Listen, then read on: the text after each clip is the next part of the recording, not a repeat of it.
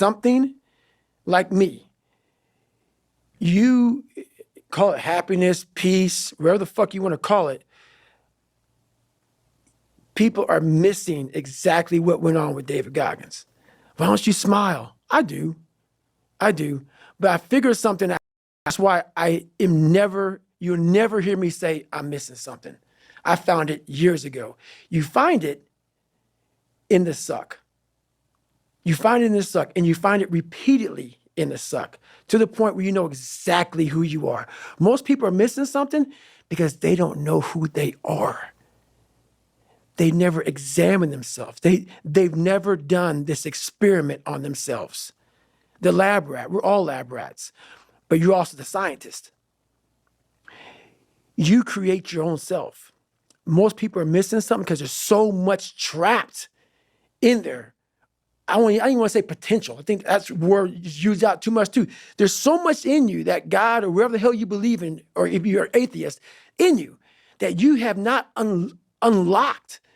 That you walk around with this gorgeous wife or great husband and all this money. You're like, God, I feel like I'm missing something. Yeah, because it's about 75% of you is still fucking in there. Still chained up because you just didn't want to find your willpower. Didn't want to find your soul, your will, your heart, your determination, your guts, your courage. And what that looks like, it looks scary. Like your little scary lab I went in. Scary. To wake up every day and say, I'm stupid, but I want to figure out a way to be smarter.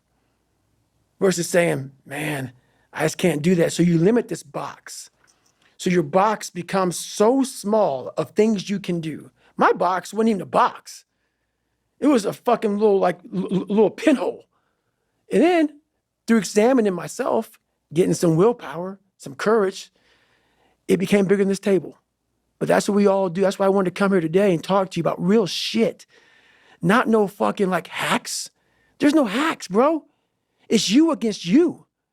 You against you. And if you misunderstand that, you have a real problem. A real problem. I can understand you misunderstand me running down the street, shirt off, fuck this, no, yeah. I can get it. I get it. If you misunderstand what I'm saying right now today, the problem is you. And you don't want to fix it. Why most people don't want to do that, build that willpower, is because it is scary. It unlocks a whole bunch of things about who you are and who you're not. And a lot of people don't want to go down that journey to discover who they are and who they're not. Because it's not a pretty journey. I mean, I've gone down it. It's not like I went down it once. I go down it all the time. And when you unlock that, and you can't just turn it off. Like people say, hey, well, how come you haven't retired yet? I built all this willpower. Do you think it's gonna let me just retire because my knees hurt? It's telling me every morning, I wake up like, man, my knees hurt, my legs hurt, my body hurts, but you can still run.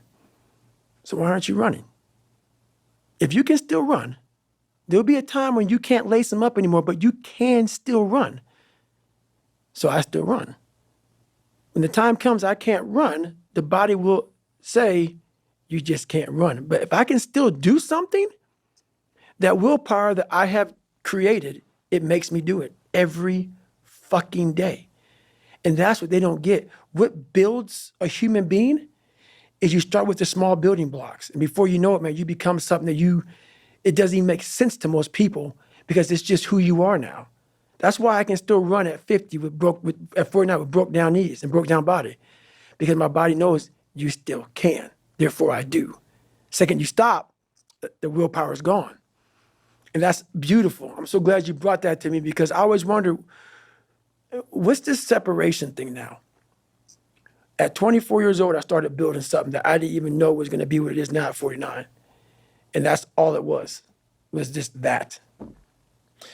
This structure, anterior mid-cingulate cortex, has inputs and outputs from a bunch of places, but you'll probably not be surprised to learn that it's strongly activated when we move our body, when we don't want to move our body.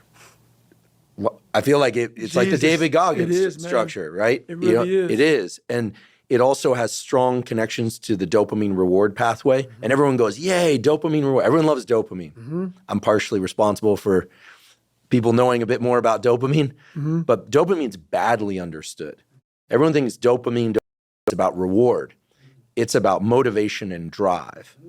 And there are pain inputs to the dopamine centers of the brain. No one talks about that. Everyone's like, oh, you want the chocolate, chocolate, sex, cocaine. Yeah, that's all true. Right. You release dopamine. Pain releases dopamine.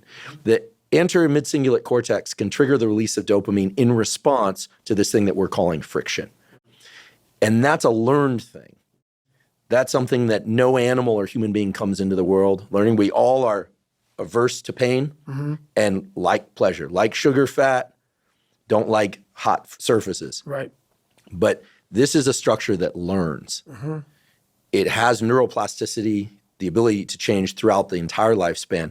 And here's the part that I think, again, is just nerd speak for what you already know and have done and exemplify, is that people say, oh, it has plasticity, you can change it. But guess what? It has plasticity in both directions. It can grow, but just as easily as it can grow, it's like silly putty, it can shrink. Right.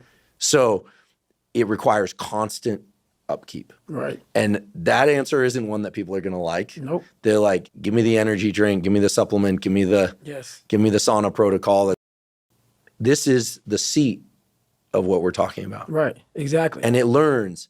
So the fact that you kept this brain structure, I'm convinced if we imaged your brain, it'd be large and it would be larger in 2 years, a year. But this is the no days off rationale.